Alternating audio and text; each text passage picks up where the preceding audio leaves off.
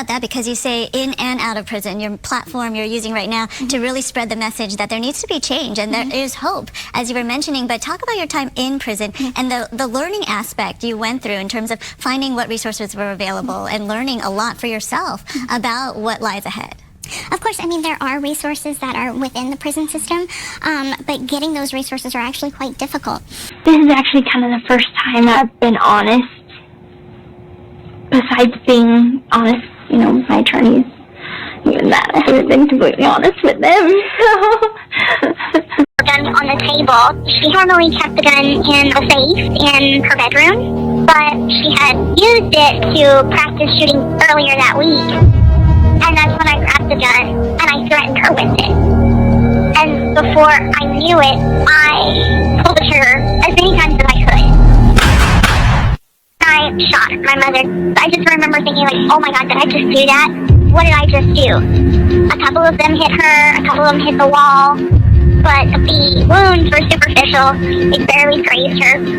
That's when I realized it was a BB gun. And it made me feel relieved because I did not intend to kill her. But the point is I was shocked that I pulled the trigger. When I got pregnant, I didn't even think that I could get pregnant. We may need to stop at the store and get morning after pill. We can.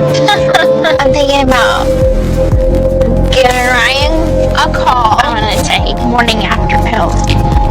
So we didn't use protection. I just thought that I couldn't get pregnant. When I haven't, so to be clear, you haven't been with your ex for this is clearly Ken's March, baby. It was mid-March when I left Ryan.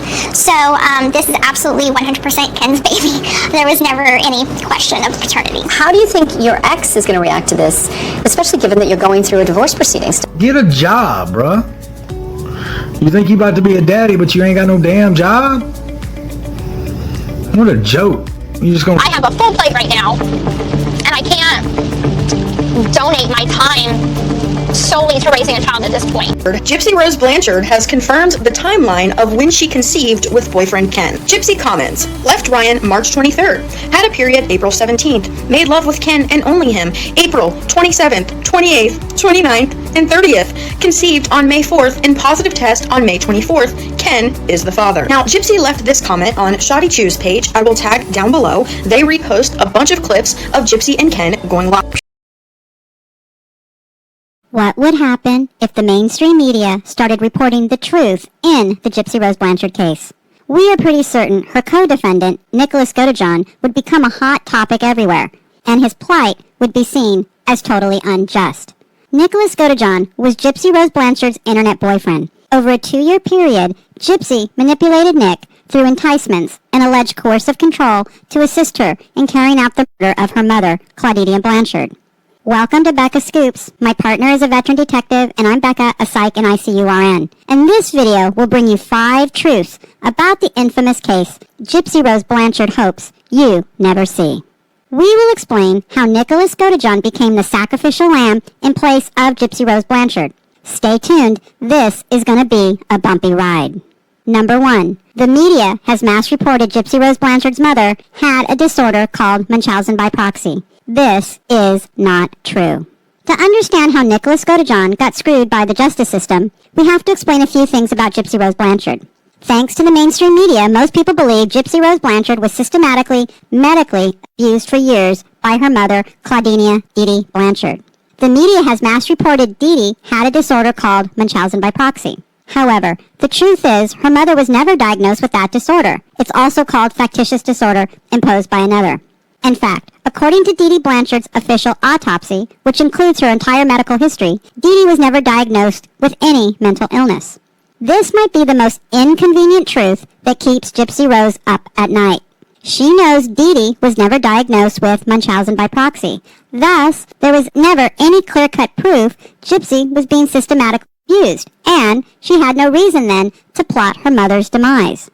One big red herring revolves around Dr. Mark Feldman, who claimed Dee Dee had Munchausen by proxy after she was deceased. As soon as I was aware of the case, I started searching the internet and trying to acquire all the information I could. And it became one of the least difficult cases I've ever seen in establishing this as Munchausen by proxy, which is when people make others under their control either sick or lie about their illnesses or exaggerate their illnesses, all to get some kind of emotional gratification for themselves. Notice Feldman admits he searched the internet to find out facts about the case. Well, this is just ludicrous. Doctors don't search the internet to diagnose someone with a rare disorder. In fact, Feldman had never treated Dee Dee Blanchard. He was brought into the case by HBO, who were working closely with the Blanchards to make a pro-gypsy documentary.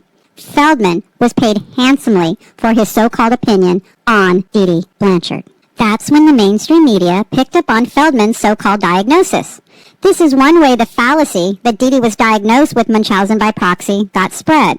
Additionally, right after Gypsy was arrested, her public defender Mike Stanfield set out to come up with a strategy to convince the district attorney not to seek the death penalty. That's right, the death penalty was on the table for Gypsy Rose. All of us involved are, it's relief. At the very beginning of this, there was the question of the death penalty on the table. Ultimately, it's the best outcome for her, it's the best outcome for the state of Missouri, and ultimately the right thing to do for everybody. However, what's quite telling is the fact Gypsy never mentions this so-called medical abuse during her intense interrogation. The detective pushes Gypsy up against the wall, informing her they are aware she knows something about her mother's demise. Instead, Gypsy's instincts are to throw her boyfriend, Nicholas Godejohn, under the bus. One of the 4 criteria for Munchausen by proxy states, the deceptive behavior persists even in the absence of external incentives or rewards. Gypsy has admitted her eye surgeries were needed. In fact, in one of her books, Gypsy herself drew a diagram of her surgical scars. Those scars prove Gypsy's chromosomal disorder manifested issues with her digestive tract, and that led to 4 procedures to her GI tract. The salivary gland removal, the laparoscopic procedure, the muscle biopsy to see if her chromosomal disorder was muscular dystrophy, and the placement of her G-tube. That's the extent of the so-called invasive procedures. Gypsy's chromosomal disorder centered on problems with her digestive tract, and those procedures back that up. We believe this illustrates this was no case of Munchausen by proxy.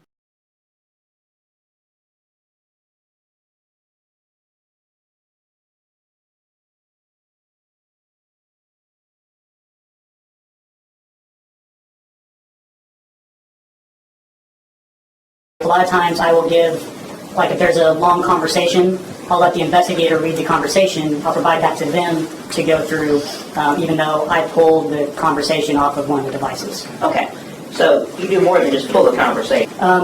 Sometimes, not every time. I took the pictures of the messages.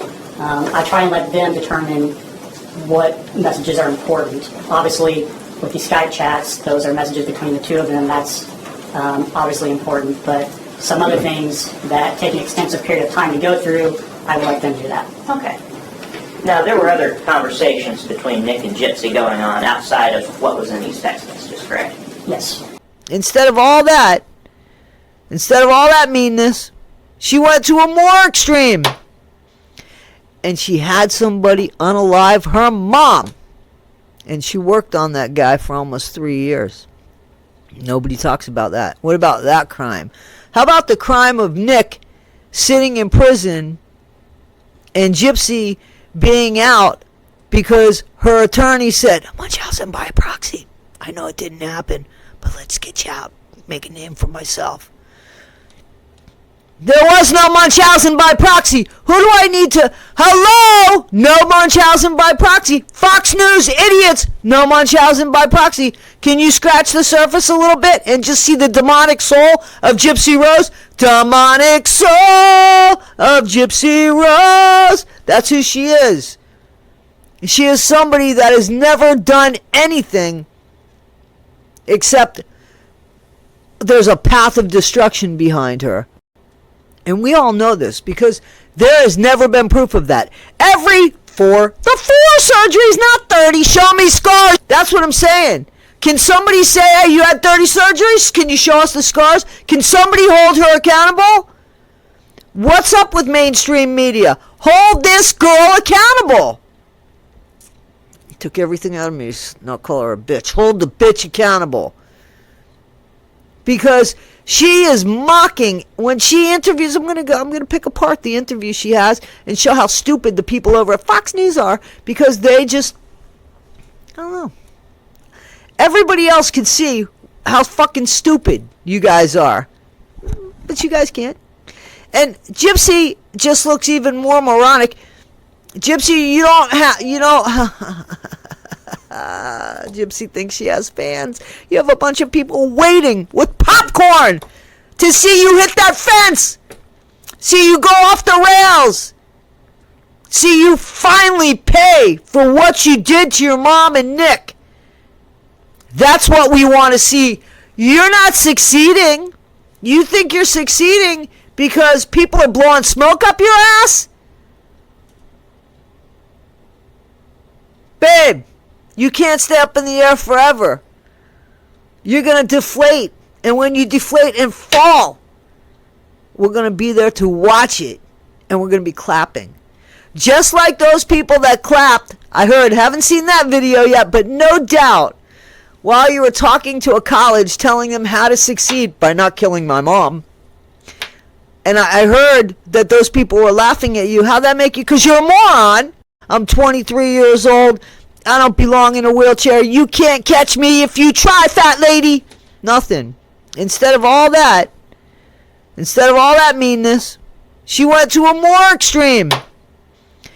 And she had somebody unalive her mom. And she worked on that guy for almost 3 years. Nobody talks about that. What about that crime? How about the crime of Nick sitting in prison and Gypsy being out because her attorney said, Munchausen by proxy. I know it didn't happen, but let's get you out. Make a name for myself. There was no Munchausen by proxy. Who do I need to... Hello? No Munchausen by proxy. Fox News, idiots. No Munchausen by proxy. Can you scratch the surface a little bit and just see the demonic soul of Gypsy Rose? Demonic soul of Gypsy Rose. That's who she is. She is somebody that has never done anything except there's a path of destruction behind her. I need to leave. She said, here's Gypsy's story. I always thought that I had every disease under the sun. No, I didn't take any medication. No, I knew I could walk. I felt pretty good too. We got a free house. I got to Disney. I got to meet celebrities. That's what you did. That's what you did. Your mom did pretty damn good for you. It's not the right way. She spoiled the hell out of you and created the fucking monster that you are. That was my last video.